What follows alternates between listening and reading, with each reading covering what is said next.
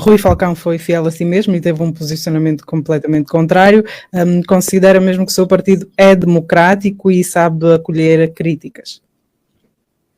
Sim, mas eu penso que nós, o secretário-geral do MPLA e uma maioria não negligenciável dos angolanos têm conceitos diferentes de democracia. Não é? E a partir daí ficamos esclarecidos. Não é? Pronto, não sei onde é que o Rui Falcão que leu democracia, não sei o que é que ele percebe por democracia. Pronto, temos de respeitar, se calhar leu alguns livros que lhe dizem que aquilo que ele vê no partido dele se chama democracia. Não é? Um partido, nem vamos recuar ao período dos conflitos internos, os mais graves, não é? Os conflitos da assunção da liderança, não é? Tempo da Agostinho Neto e os outros.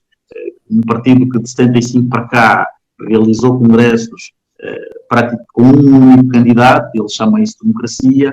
Eu não sei, talvez existam alguns livros aos quais nós não tivemos acesso, que terão sido amplamente consumidos pelo secretário para a Informação do MPLA, que o levam a entender que o seu partido é um partido democrático. Porque eu costumo dizer que eu não conheço dirigentes do MPLA democratas, não é? Que se encontram no poder. Normalmente se transformam em democratas quando saem, não é? Quando estão no poder, normalmente não são. Mas também não era expectável que o Rui Falcão, enquanto secretário para a Informação do partido, dissesse outra coisa. Isso era dizer que o céu é azul, não é? Não era esperado que o Rui Falcão aparecesse e dissesse: olha, este é um partido autocrata, nós temos dado uma governação desastrosa, como fez, por exemplo, no caso de Álvaro pela Vida Neto, não é? Não era expectável que ele dissesse nada que fosse diferente, portanto, não parece que haja aqui nada de especial que se possa acrescentar. O Rui Falcão apontou o dedo à comunicação social, à privada, que, no seu entender, sensacionaliza os factos e fenómenos que ocorrem em Angola, quando em outros países acontece o mesmo. Se a lógica fosse esse, ninguém relatava nada, certo? Sim, é o que eu estou a dizer. Nós temos estado a ler literatura diferente. Na literatura que eu leio, este tipo de análise é a personificação da inconsciência, não é? Porque, eventualmente, os dirigentes do MPLA, nomeadamente porta-voz, nós temos estado, eventualmente, a ler livros diferentes, porque aqueles que eu leio me dizem que isto é a caracterização da inconsciência. Nos países a sério, eu gosto muito de lembrar uma frase que foi recentemente preferida pelo Presidente dos Estados Unidos por altura que se assinalou o Dia Mundial da Liberdade da Imprensa. Biden disse que a imprensa é o pilar mais importante de um país democrático, não é? De um regime democrático. Ou seja, nem sequer falou de governo, nem sequer falou de justiça, nem sequer falou de forças armadas, nem sequer falou dos tribunais, nem coisa parecida. Diz que a imprensa é provavelmente o pilar mais importante de um regime democrático. Quer dizer, também atirar só assim no ar, são sensacionalistas. Em que sentido? Sensacionalizam o quê? Dizem que choveu quando não choveu? Dizem que morreu 20 pessoas quando não morreram? Dizem que continuamos a ver sinais de enriquecimento ilícito que não é verdade? Dizem que existem monopólios que foram criados e grupos que nasceram do dia para a noite, na era de João Lourenço. Isso não é verdade? Dizem que temos bairros que nos últimos 20, 30 anos não só não cresceram, como regrediram profundamente nas cercanias de Luanda. Isto não é verdade? Dizem que a política económica do governo tem reiteradamente falhado, e prova disso é o ensaio sobre as mudanças de cadeiras que o MPLA introduziu na sua prática de governação. Dizer isso é sensacionalismo. Dizer que as liberdades continuam a ser cerceadas, as pessoas que têm opiniões diferentes relativamente àquilo que o regime pensa, normalmente têm um preço, de alguma maneira, pagam de alguma maneira um preço, às vezes muito alto. Não temos exemplos disso. Quer dizer, é aquilo que eu digo. Quer dizer, isso provavelmente se resume no facto de nós andarmos a olhar olhar para as coisas de forma diferente, andarmos a ter acesso, lemos coisas diferentes, não é? E vemos o mundo de forma diferente. E isto também só são palavras que reforçam um pouco aquilo que eu dizia há bocado e que, rebuscando outra vez aqui a sentença de Rui Verde, de que de facto isto é a tradução clara de que o MPLA não está capaz. Esta incapacidade, como dizia a Boa Vida Neto, de ouvir, não é? Esta incapacidade de ouvir, não é? Transformou o MPLA num projeto irreformável. Não é possível reformar o MPLA. Não é? Porque as pessoas pensam de uma forma. A partir do momento em que entram naquela estrutura, levam um banho qualquer cerebral, transformam-se completamente. Uns dizem disparates, outros dizem o que for, outros transformam-se em bajus, outros dizem... Portanto, não é possível. O MPLA é um partido. E isto, por muito paradoxal que possa parecer, isto não deve ser confundido como um exercício contra as pessoas, como uma afirmação contra as pessoas. Nós estamos a olhar para o país. A nossa perspectiva sobre o país é sempre suprapartidária, não é? Agora, se muitas vezes as nossas opiniões convergem com as opiniões de vários outros segmentos que criticam o governo, isso não quer dizer que nós sejamos...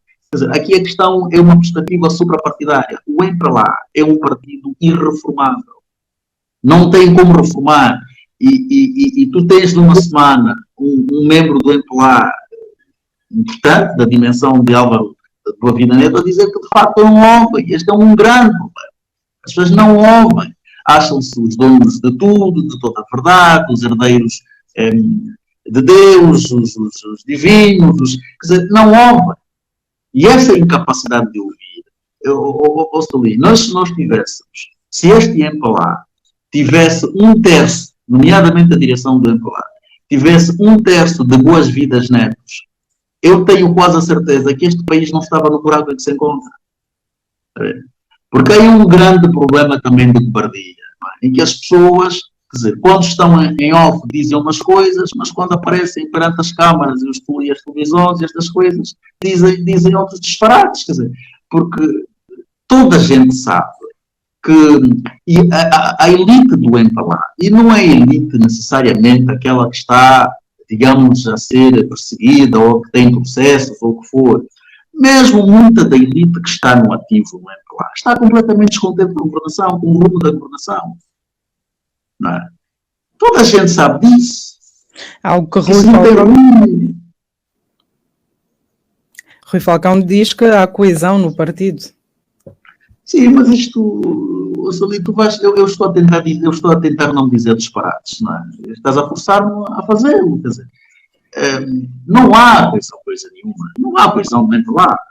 Tu tens exemplos. Como é que é a coesão? O que é coesão? É? Como é que é a coesão? Não é? Nós hoje temos claramente, e nós vamos perceber isso à medida que nos formos aproximando de um eventual processo eleitoral. Tu tens divisões. Não é? Tu já tens, ainda por muito que se tente relativizar, por exemplo,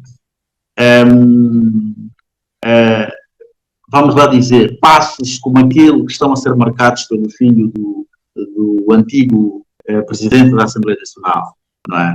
Como é que se chama? O filho do Nando, o Cláudio. Por muito que se tente relativizar, por muito que se tente dizer que não, que é um rapaz que não sabe o que está a fazer, aquilo é um sinal de divergência clara dentro do MPLA, ainda que ele não seja uma figura muito relevante. A verdade é que muitas vezes, por detrás dos Cláudios, estão alguns tubarões que preferem não aparecer e têm a expectativa eventualmente de aparecer no momento certo. Não é? Tu viste que há relativamente poucas semanas os académicos juntaram-se para analisar a justiça angolana. Não é? E quase a maioria esmagadora do MPLA. E foram completamente vilipendiados porque estavam a ser vistos como uma espécie de, não é, de uma conspiração contra o presidente João Lourenço. Então como é que é a união? Como é que é a coesão? Não é? Como é que as pessoas, como é que o MPLA é um partido democrático, se até os seus próprios membros, porque é preciso dizer que aquelas pessoas promotoras daquele evento, né, são do MPLA, são figuras relevantes do MPLA, estejam no ativo ou não, mas têm um percurso político, não é, indissociável do MPLA, e muitos deles com funções muito significativas no aparelho do Estado a vários níveis, não é? Estas pessoas foram atacadas por gente do MPLA, porque aquilo foi assumido como uma espécie de sei lá, não é? De uma atividade conspiratória contra a governação do presidente João Lourenço. E nós não temos aí figuras quaisquer, temos aí figuras muito relevantes, como já disse aqui há bocado, cujo percurso é indissociável à vida do MPLA e que ocuparam cargos relevantes na estrutura, em várias estruturas do aparelho do Estado. Portanto, não há coesão nenhuma, não é? Isso é completamente falso. Mas, repito, também não era expectável, sejamos razoáveis, que Rui Falcão aparecesse e dissesse: olha, isto aqui está tudo mal, isso aqui, pá, ninguém concorda nada com isso, nós não estamos coesos, aqui não há coisa nenhuma, a menos que fosse uma espécie de um Boa Vida Neto 2. A menos que se colocasse para que depois também fosse exonerado, não é? Não é evidente, depois também era expulso da posição em que está e encostava-se ao lado de Boa Vida, não é? Porque de outra forma ele tem de dizer o que está a dizer, certo? Aliás, qualquer um de nós, na posição em que ele se encontra, ou diz o que diz, ou transforma-se num Boa Vida Neto, ponto final, numa terceira saída, não é? Portanto, ele opta por dizer o que diz. É compreensível. Tem as funções que tem no partido. Se o partido entende que o azul é vermelho, ele há de continuar a dizer que o azul é vermelho. Álvaro Boa Vida Neto diz. Essa posição no partido também justifica o facto dele dizer que os filhos do antigo presidente não estão a ser perseguidos. Eu vou dar-te 2 ou 3 pontos. Eu penso que esse tema dos filhos do ex-presidente da República é um tema que todas aquelas pessoas que têm algum interesse e acompanham, de facto, a realidade da justiça angolana e a forma como esses processos têm desenrolado, eu não tenho muitas dúvidas de que as pessoas, ainda que não expressem publicamente, não é? Porque há muitas pessoas que têm muita animosidade, não é? Muita animosidade contra o pai, que passou para os filhos, muita animosidade contra os filhos, que independentemente do lado da justiça, as pessoas não querem saber, não é? Mas eu penso que os factos já demonstraram, aquilo que os factos demonstraram até hoje, e isso não é só em relação aos filhos do Presidente da República, do ex-Presidente da República, em relação a várias outras figuras, porque aquilo que se tem dito aqui não é que se seja contra o combate à corrupção. Aliás, e as práticas, de uma forma geral, que lesaram o Estado. Aliás, a Boa Vida Neto também faz uma referência a isso. O que se defende aqui é que os processos sejam limpos, é que a justiça haja de forma transparente, com isenção, sem interferências. Há dias que estava, e falamos especificamente do caso dos filhos desse presidente. Como é possível? Repara que, começando, por exemplo, por Isabel dos Santos, que já tem todos os ativos em Angola praticamente, uns congelados, outros na mão do Estado. E não há uma acusação. A confusão contra Isabel dos Santos começou em 2018, em finais de 2018. Até hoje, não há uma acusação contra a senhora. Apesar, e repara que há ativos que inclusive já foram nacionalizados. E nós não estamos a falar de alguém que está a ser acusada, ou que está a ser pronunciada, ou investigada, por tráfico de droga, ou por tráfico de seres humanos. Estamos a falar de alegados crimes económicos. Não é? Até porque se estivesse em causa tráfico de droga, se ela estivesse a ser acusada de tráfico de droga, talvez nem houvesse conversa, não é? Porque quando é tráfico de droga e o tráfico é crime, ponto final, fica muito mais difícil de determinar onde começou a riqueza do tráfico e onde é que não começou a riqueza do tráfico. Tudo vai para o Estado. Nós estamos a falar de uma pessoa que está a ser acusada de alegadamente ter feito desvios de recursos do Estado. Até hoje, se nós perguntarmos aos angolanos, ninguém consegue dizer com precisão qual é o valor de facto de Isabel dos Santos, quanto dinheiro é que Isabel dos Santos efetivamente, supostamente tirou dos cofres do Estado. Né? E já tem ativos nacionalizados, tem ativos tudo congelado. E não há uma acusação. Tu tens o processo relacionado à Sonangol. em que ela era administradora não executiva. Tinhas uma administração executiva com um CEO que possivelmente terá assinado papelada. E quem é acusado, quer dizer, e depois aí, quer dizer, e quem é acusada só é a Isabel dos Santos e mais aquelas pessoas, os administradores que a Isabel dos Santos colocou na sua namora. Não é? Ainda há dias, esteve o advogado Sérgio Raimundo já lembrar a questão, por exemplo, do filho do varão do ex-presidente, em relação ao processo, por exemplo, do Fundo Soberano, não é? Em que o Estado foi condenado, né, numa instância verdadeiramente independente na Inglaterra. Perdeu o processo. Há um processo que existe em Angola, e daí provavelmente por isso é que não se consiga falar sobre o Fundo Soberano. Tanto é que muita gente em Angola, até pessoas com um certo nível de esclarecimento, que confundem o processo do Fundo Soberano com o processo dos 500 milhões, que são processos diferentes. O filho do ex-presidente esteve na cadeia em prisão preventiva por conta do processo do Fundo Soberano que o Estado perdeu na Inglaterra. Não é? Já o julgamento que aconteceu em Angola foi a propósito do caso dos 500 milhões. E aquele processo, para quem pelo menos acompanhou, sabe que aqueles recursos não só regressaram para a esfera do Estado, ou não só o Estado pegou o dinheiro onde se encontrava, como nunca se encontravam fora da esfera patrimonial do Estado. Portanto, tu estás a falar de recursos, tu estás a julgar pessoas cujos processos, e aqui em alguns casos específicos, por causa desta conversa sobre os filhos do ex-presidente, não é? Em cujos processos não há prova de desvio de recursos, quer dizer, em que o Estado tem, e eu estou aqui a dar exemplos do caso do julgamento de Zena dos Santos, não é? Portanto, estamos a falar de um processo dos 500 milhões, em que, num suposto projeto de combate à corrupção, tu estás a julgar pessoas envolvidas num processo cujos dinheiros estiveram e estão na mão do Estado. Portanto, é muito difícil. Não, é muito difícil as pessoas não concluírem que, de facto, em relação à família do Presidente, eu dei exemplo de Isabel dos Santos, que não há uma acusação. É muito difícil as pessoas não concluírem que, de facto, há efetivamente uma perseguição contra os filhos do ex-presidente. E isso depois é muito mais fácil depois aferir. Quando nós olhamos para o pacote completo, porque o presidente João Lourenço montou uma campanha de diabolização do seu antecessor. Não é? Por pouco, e isto já é especulação, por pouco, a Universidade José Eduardo dos Santos provavelmente mudaria de nome. Não é? Toda a gente viu em Angola a campanha de diabolização de José Eduardo dos Santos. Desde a colocação de fotografias em que aparecia só, quer dizer, saía-se de Agostinho Neto e depois saltava-se para José Eduardo dos Santos, aliás, para João Lourenço, como se no meio, no intervalo, um senhor que governou o país por quase 40 anos, nos momentos mais difíceis, quer dizer, não há um angolano são que diga que não houve uma campanha de diabolização da figura de José Eduardo dos Santos. Portanto, é muito fácil depois fazer-se uma associação dos factos. Não é?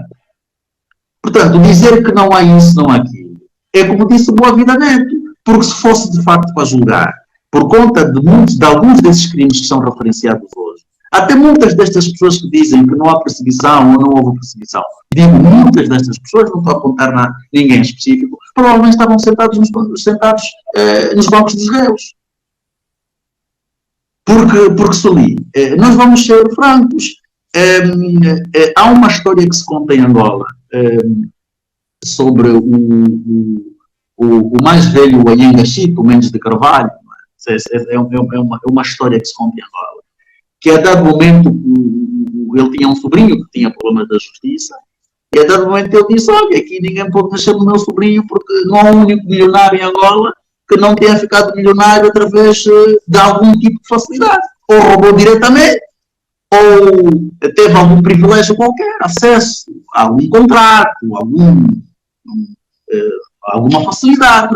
Aqui todo mundo ficou rico, de alguma maneira teve acesso, se não roubou diretamente, teve acesso a alguma facilidade qualquer. Não é? Portanto, se nós imaginarmos no limite do absurdo, não é?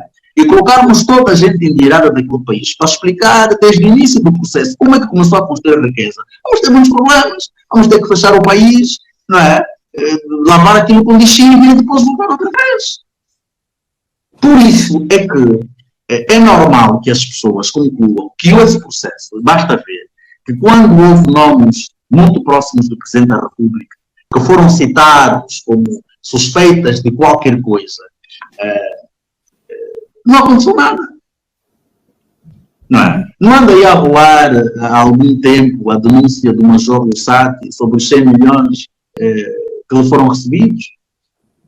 Não houve acusações diretas contra figuras chave do aparelho do Estado?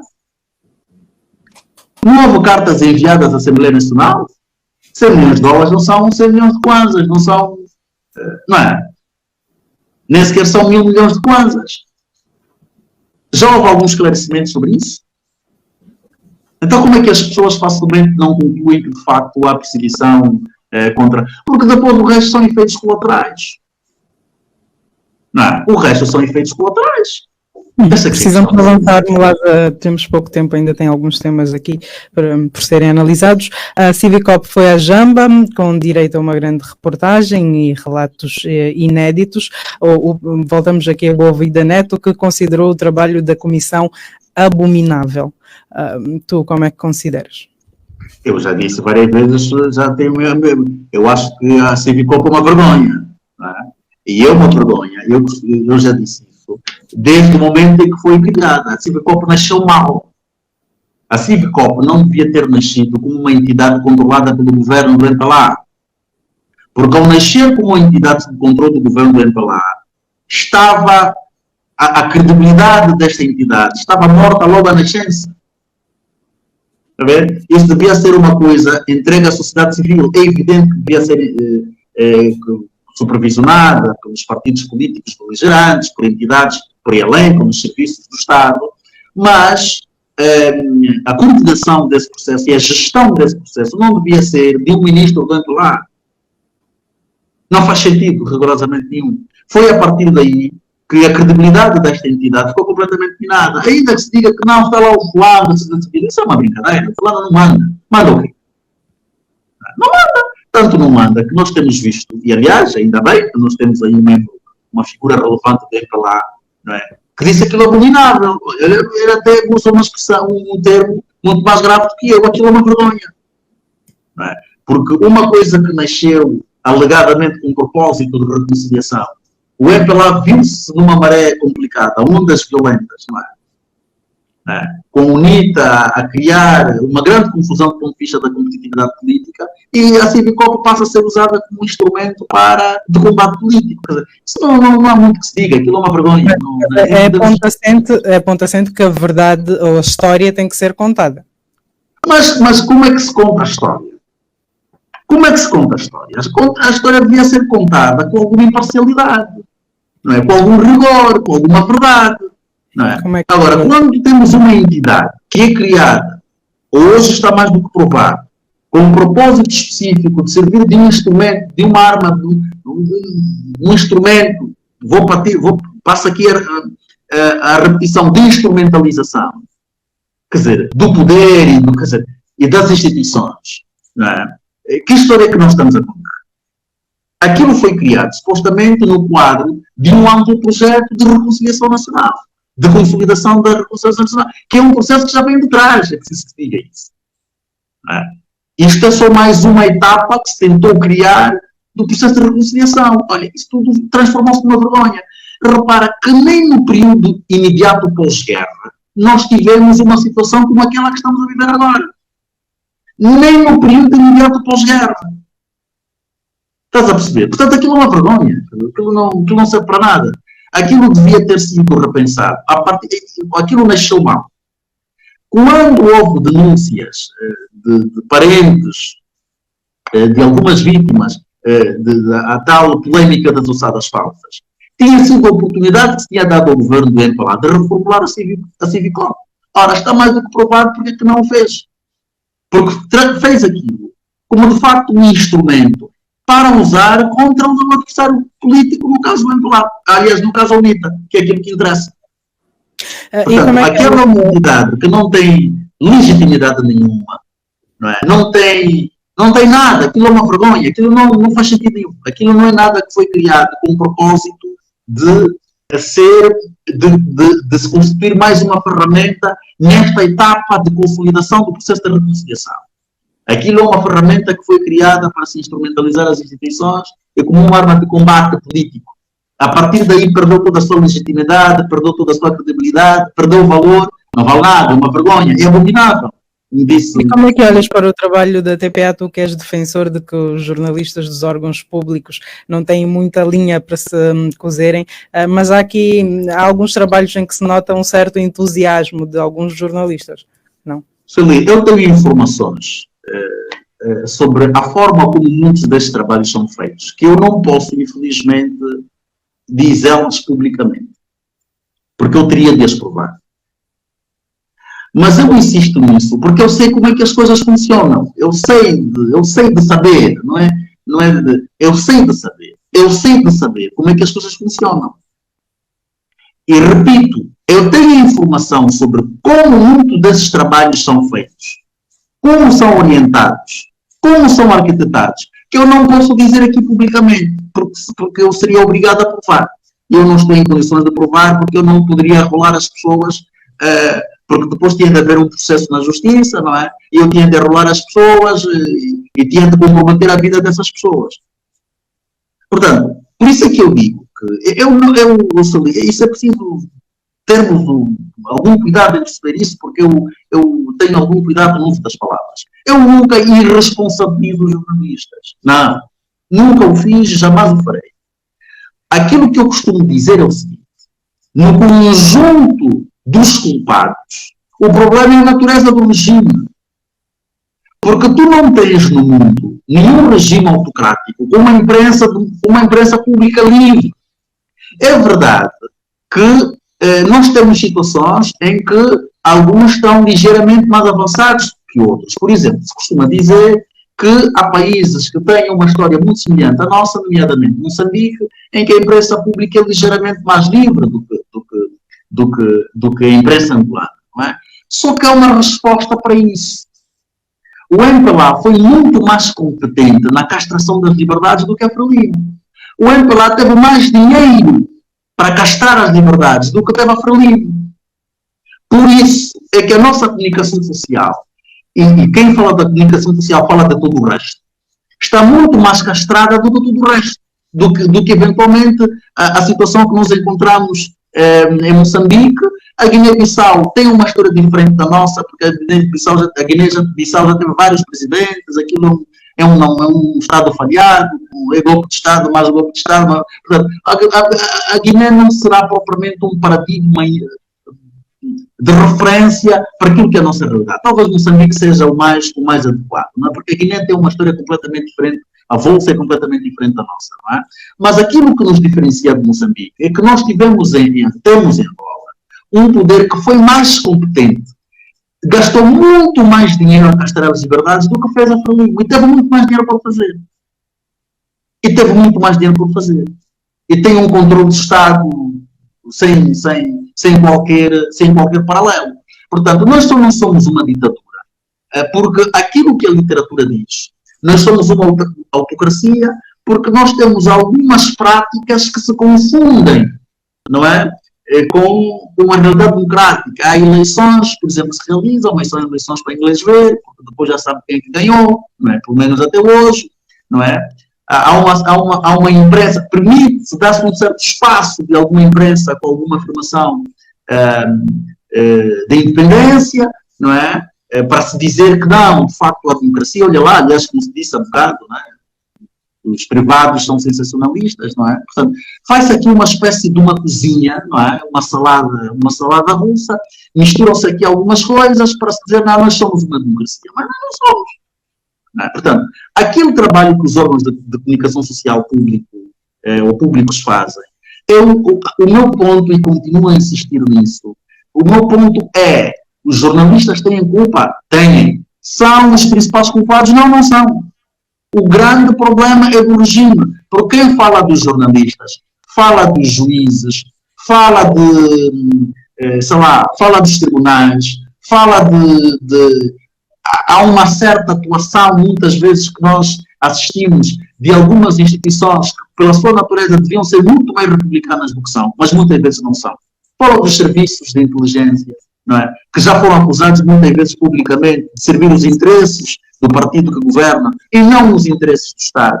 Não é? Muitas vezes temos uma atuação da polícia, não é? Mancomunada com aquilo que é a perspectiva, com as orientações da governação. Já vimos até as Forças Armadas emitirem comunicados para todo mundo ficar de prevenção por conta de um congresso do MPLA. Portanto, o problema é o regime. Nós podemos passar aqui a culpabilizar eventualmente os jornalistas, que têm a sua parte de responsabilidade, mas não são o principal problema. Portanto,